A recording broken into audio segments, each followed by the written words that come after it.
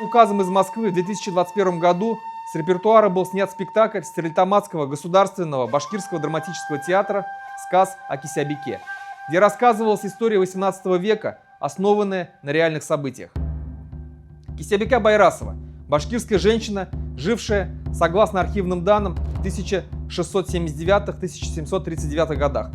После участия в башкирском восстании она была насильственно крещена в Екатеринбурге и обращена в крепостные. После 3 попыток бегства и возвращения в ислам она была заживо сожжена на центральной площади Екатеринбурга. В Москве невыгодно рассказывать о том, как она угнетала башкир. Эти исторические моменты она скрывает от нас, а когда об этом говорим мы, то затыкает нам рот. В 2015 году в Национальном музее Башкортостана организовали выставку, посвященную миссии Ара в голодающей Башкирии. Но уже на следующий день позвонили из Москвы и заставили закрыть выставку.